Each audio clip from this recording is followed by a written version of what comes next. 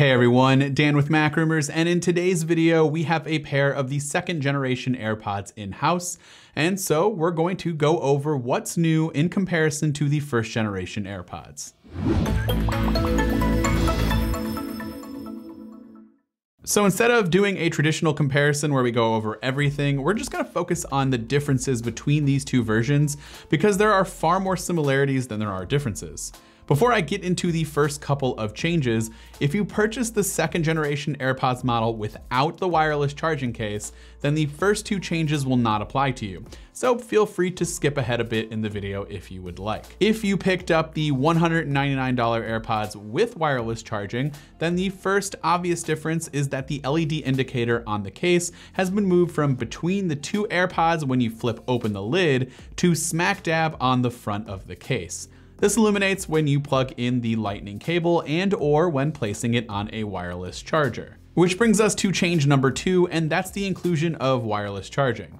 There's not much to really say about this other than if you have any Qi wireless charger lying around, your AirPods can charge wirelessly. I like this Nomad base station because it looks really nice and charges a few devices at the same time, sort of like what AirPower is supposed to do.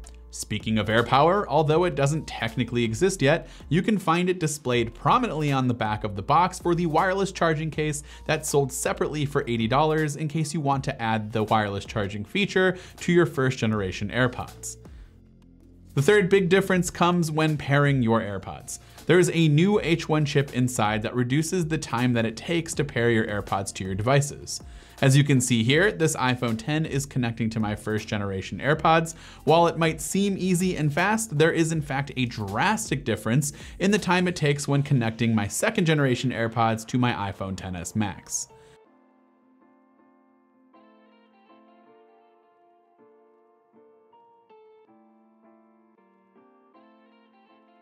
This next change could be considered 3B, as I'm not totally sure if this is a real change or not. The AirPods page on Apple's website states, whether you're playing games, listening to music, or enjoying podcasts, you'll experience higher quality sound. This sentence is a bit vague. Does this mean higher quality sound compared to the previous model, or compared to other truly wireless headphones? If I had to guess, I'm assuming that Apple means the latter, but during testing, I thought that sound quality seemed improved. At higher volumes, the second generation AirPods seem more crisp and not as muffled when compared to the first generation model. This could be all in my head though, and I'm not sure there's been a change in sound. Finally, the last major difference is the inclusion of Hey Siri. It's nothing groundbreaking by any means, as it's a feature that's been available on nearly every other Apple device, but it does help you be less phone dependent when going for runs or at the gym and you decide to leave your phone behind.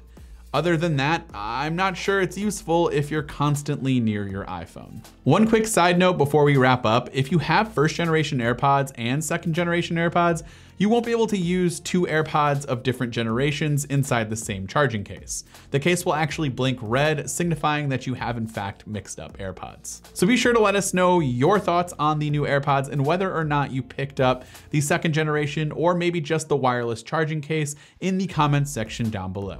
This has been Dan with MacRumors. Thanks for watching, and I will see you in the next one.